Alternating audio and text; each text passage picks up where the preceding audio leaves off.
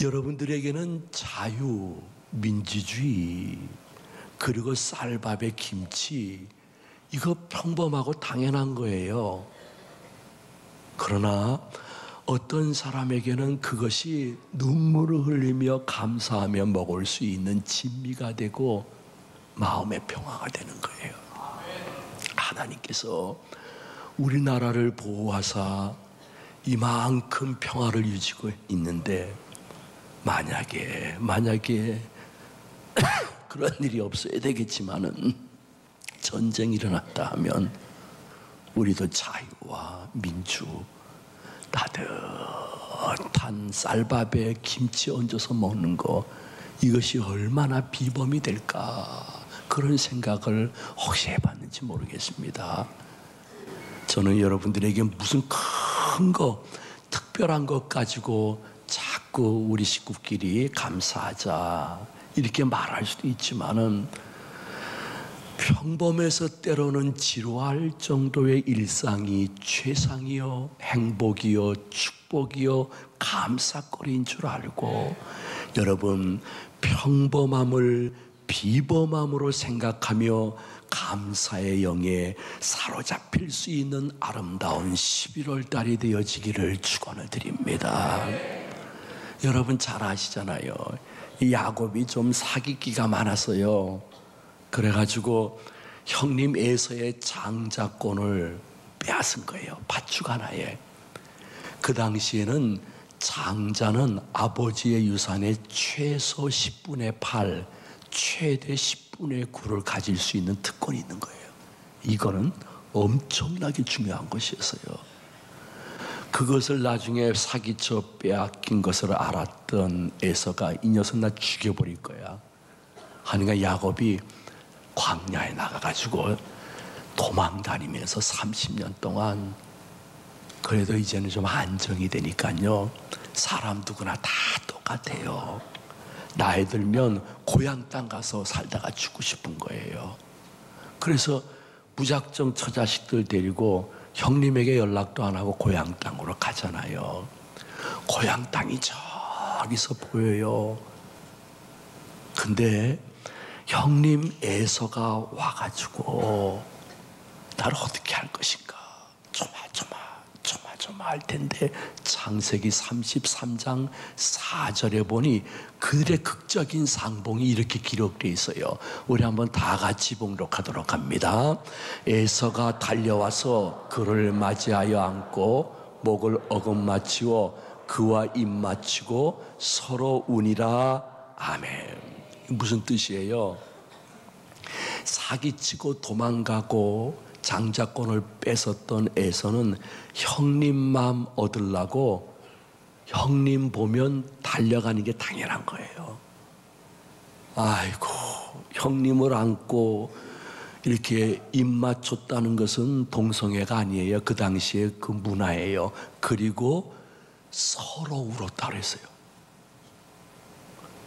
서로 우는 것 보니까 야곱뿐만이 아니라 에서도 달려와서 동생을 안고 입 맞추고 그리고 운 거예요. 아니, 왼수 같은 동생이 눈앞에 있는데 왜 그래요? 지난 20년 동안 형님의 마음속에 때로는 이 녀석 내가 만나면 죽이리라 하는 분노도 있었죠. 그러나 시간이 지나면 지날수록 이 녀석 어디서 무엇하나 그렇게 궁금하기도 한 거예요.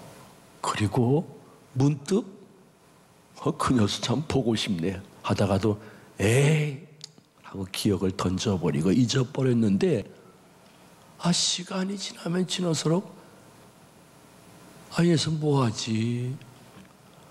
아이고, 같이 있을 때 잘해줄 걸 한번 만날 수 없나?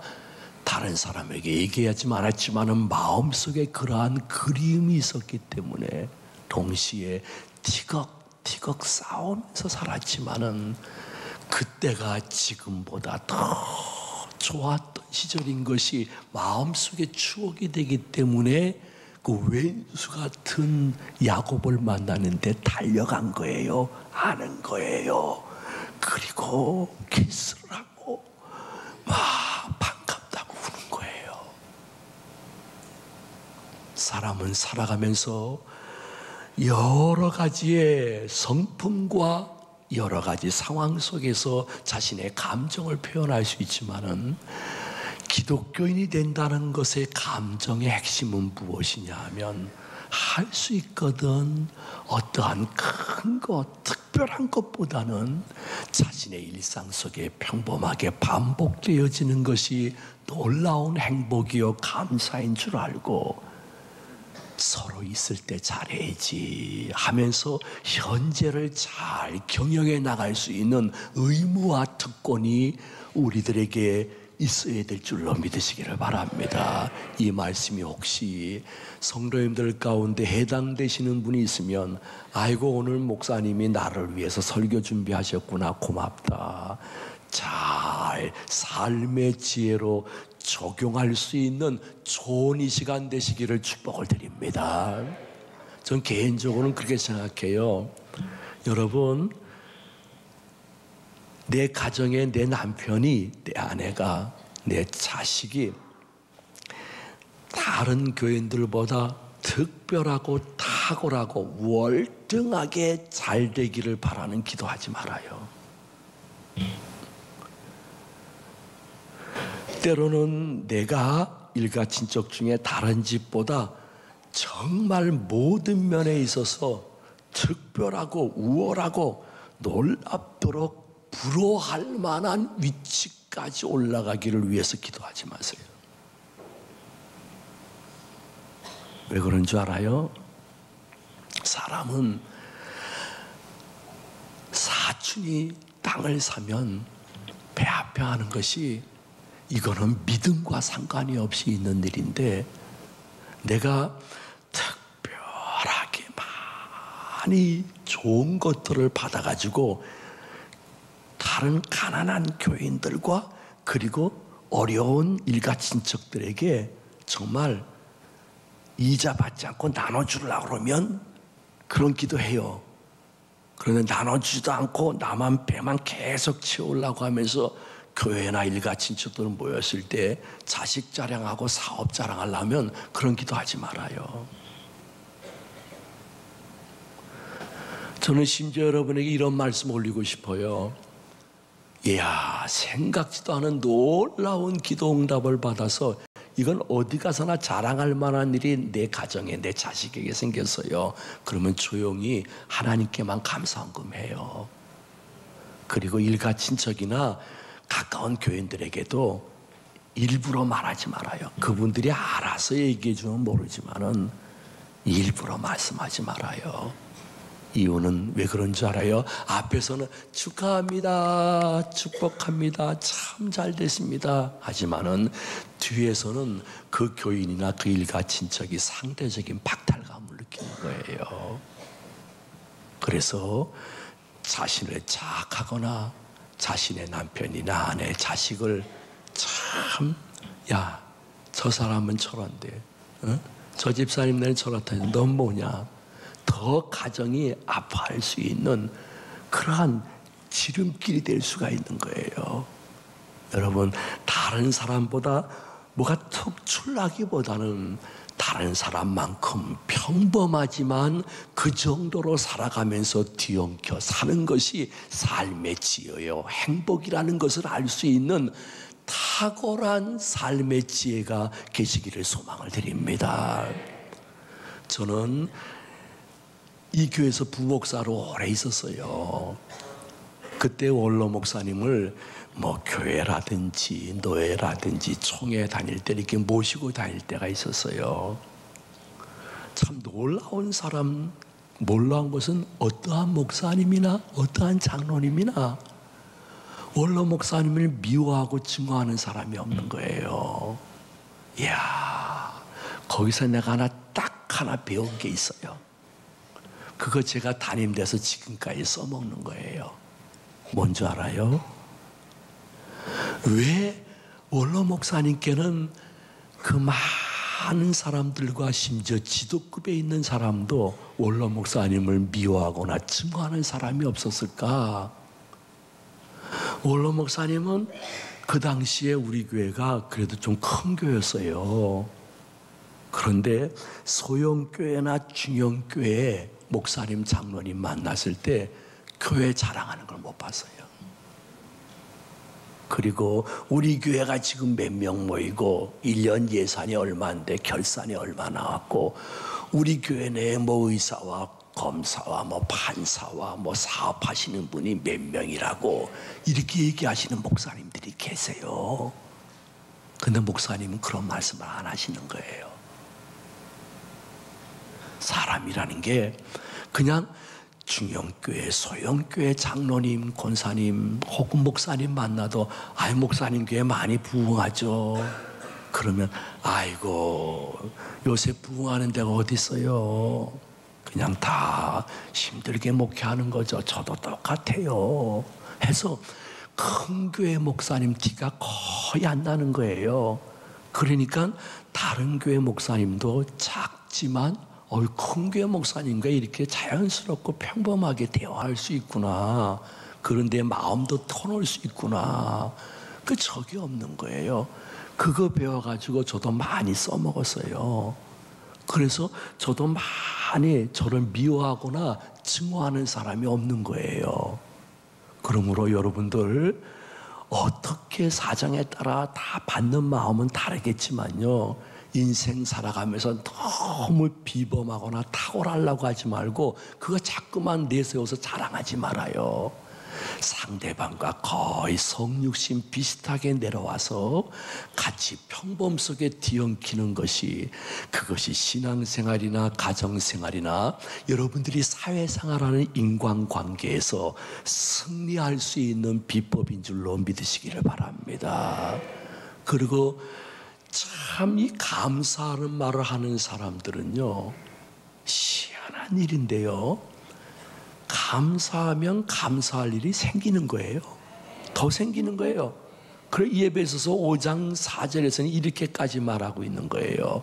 우리 한번 에베소서 5장 4절을 다 같이 읽습니다. 누추함과 어리석은 말이나 희롱의 말이 마땅치 아니하니 오히려 감사하는 말을 하라. 아멘. 아이고 목사님,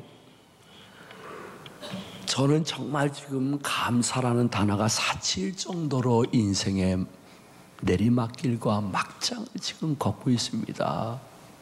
그런데 내가 하나님은 버릴 수 없어서 지금 3부 예배에 참석했습니다. 난 감사할 일이 없어요. 난 도리어 하나님이 살아계신다는 게 의심스러울 정도로 힘들어요 하시는 분들이 있으면 그럼에도 불구하고 감사하면 그거 빨리 넘길 수 있어요. 하나님이 그리 아니하실지라도 난 감사할 거예요. 해보세요.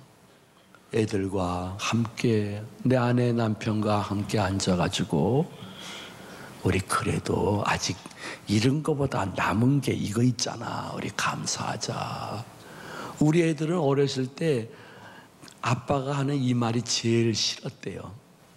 아니 아무리 봐도 감사할 일 없을 정도로 힘든데 아빠는 또 그 가운데 뭘 하나 끄집어내가지고 야 우리 같이 감사하고 감사기도 올리자 하면 아빠는 못 말리는 사람이라고 그랬어요. 근데 여러분 분명한 것은 삶은 조금 더 깊숙이 들어가면 성령의 역사와 악령의 역사의 싸움이에요. 삶이라는 게 그럼에도 불구하고 그리 아니하실지라도 난 그래도 감사할 거야 하는 영하고 누추함만 불평의 말 저주의 말 하게 하는 것과의 싸움이 신앙의 싸움이에요. 네 그래 좋아. 틀림없이 지금이 인생의 끝이 아니야. 하나님의 때가 되면 하나님이 역사할 줄로 믿고 그럼에도 불구하고 감사하고 감사 예배 드리고 감성금 드리고 감사 기도하고 감사 찬송하고 하게 되어지면요 그 고난을 주는 악한 영으로 새파랗게 질리는 거예요. 그러면서 점점 뒤로 물러가며 꼬리를 내리고 결국은 물러가. 그 녀석이 보이지 않을 때 회복의 은혜가 새롭게 보이는 것을 맛보아할 수 있는 여러분의 신앙생활 되시기를 축원드립니다. 그 사도 바울은 많은 좀 신앙이 얕은 분에게 되게 기분 나쁜 말씀을 하셨어요. 데살로니가전서 5장 18절 말씀에 이런 말씀까지 하셨어요. 우리 다 같이 봉독하도록 합니다. 범사에 감사하라. 이것이 그리스도 예수 안에서 너희를 향하신 하나님의 뜻이니라. 아멘. 심지어 범사에 감사하라는 거예요. 근데 이것이 하나님의 뜻이다. 그건 명령형이에요. 아유, 사도 바울 선생님 혹은 목사님, 힘든 것은 힘든 것이지 왜 감사해야 됩니까? 어렵고 지금 막장 걷는 것은 걷는 것이지 어려운 걸 왜 감사라고 합니까? 틀림없이 말씀할 수 있어요. 그런데 여러분, 모든 고난 속에서라도 한 가지 정신 차리고 기억해야 될 것은 고난 속에도 하나님의 뜻과 섭리가 있다는 것이에요. 지금 당장 보이지 않지만은 이 고난 속에도 하나님이 살아계시고 하나님의 뜻이 계신 줄 알고 감사하고 기도하면 얼마 지난 후에 나도 모르게 고난 속에서 내가 하나님께 감사를 올리며 깨달음의 은혜가 이거였어요, 고마워요 할 수 있는 때가 있다는 것이에요. 그것이 서서히 나타나기 때문에 여러분이 느끼지 못할 뿐이지, 물론 느끼시는 분들도 있어요. 그러면 고난 속에 서서히 나에게 나타나는 하나님의 뜻과 섭리는 무엇일까? 최소한 두 가지예요. 첫째는요, 그 고난을 그럼에도 불구하고 당신이 그리 아니하실지라도 무엇인가 뜻과 섭리가 있으니 나는 감사할래요, 난 기도할래요 하는 사람에게는 결국 합력하여 선을 이루는 선물을 받게 되어지는 것이에요. 로마서 8장 28절에 언약하고 있습니다. 우리 다 같이 봉독하도록 합니다. 우리가 알거니와 하나님을 사랑하는 자, 곧 그의 뜻대로 부르심을 입은 자들에게는 모든 것이 합력하여 선을 이루니라. 아멘. 길게 설명 안 해도 여러분이 요셉의 시작, 그리고 고난의 시작, 고난의 끝을 너무 잘 아니까 설명할 필요도 없어요. 여러분, 고난이 시작되고 깊어지는 것은 마치 그림을 그리는데 그냥 한 면 조금 그린 거랑 똑같은 거예요. 여러분, 퍼즐을 이렇게 짜는데 그냥 퍼즐 몇 개 조각을 붙인 거에 불과해요. 무슨 그림이 안 나와요. 퍼즐이 완전히 완성이 안 돼서 이게 뭐지? 고난 속에 들어가 있다는 것은 마치 이른 아침에 짙은 안개 속에서 잘 보이지 않는 산과 나무를 보는 거랑 비슷해요.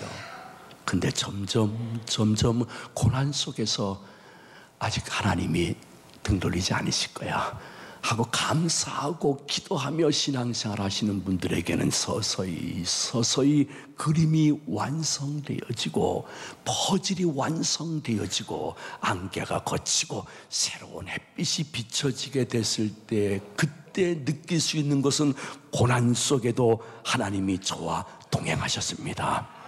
하나님이 이 귀한 교훈을 주셨습니다. 모든 것이 평안했으면 도저히 느낄 수 없는 교훈이오니 평생 간직하겠습니다. 하나님은 고난 속에서도 한치의 오차 없이 저의 삶에 개입하셔서 아름다운 동행해 주신 것을 감사합니다. 합력하여 선을 이루었고 앞으로도 이룰 하나님이 우리 아버지 하나님이기 때문에 여러분이 그리 아니하실지라도 찬양하고 기도하시기를 축복을 드립니다. 두 번째 서서히 나타나는 것은 무엇일까?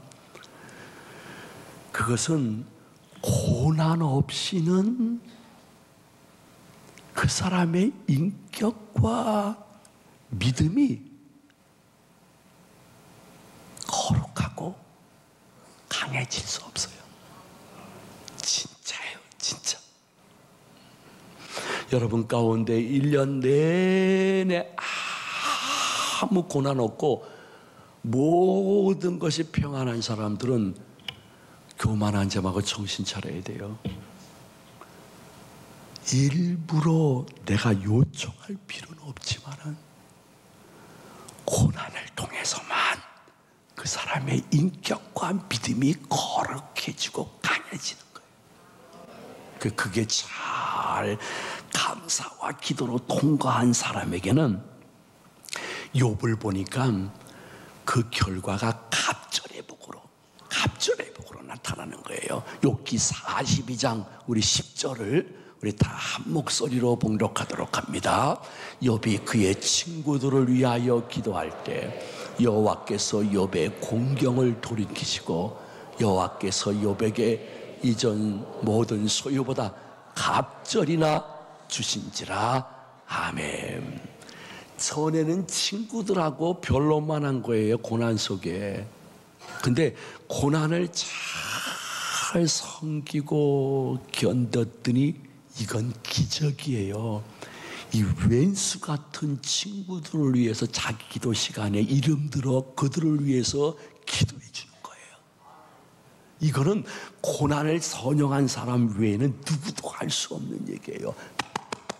저나 여러분들 모두 다 항상 평안했던 사람은 나에게 나에게 저주하듯이 말하는 사람에게 기도 못해요.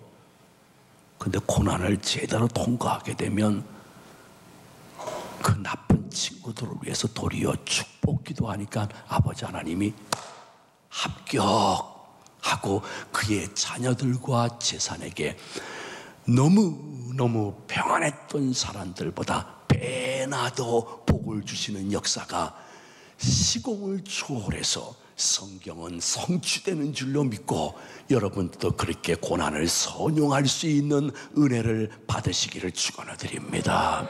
참된 성도는 누구일까?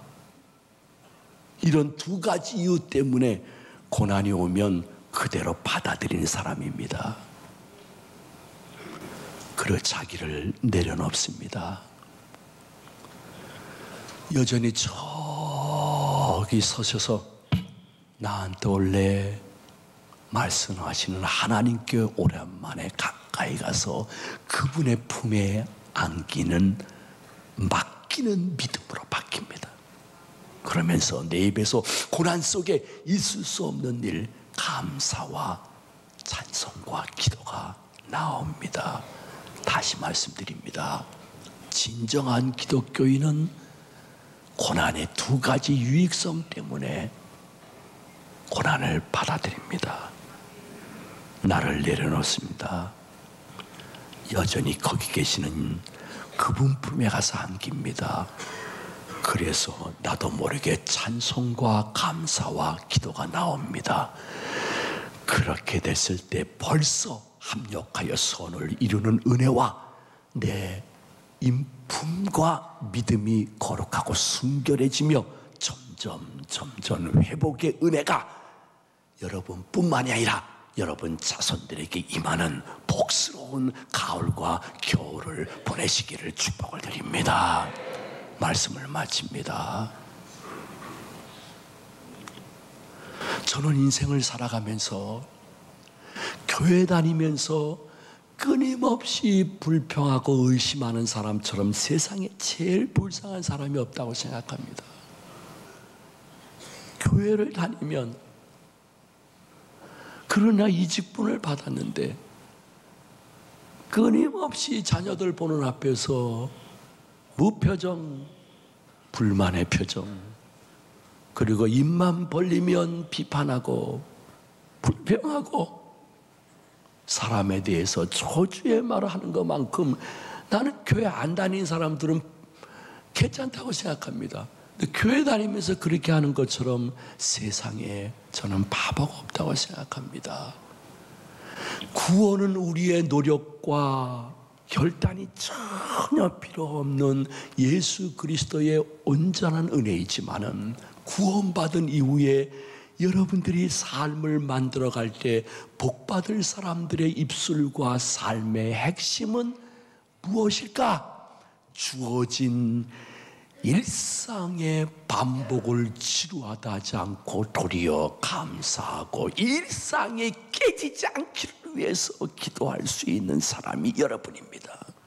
그리고 고난을 잘 선용하는 데 승리할 수 있는 우리 제 모든 가족들이 되어지기를 예수님의 이름으로 축원해 드립니다. 축복합니다.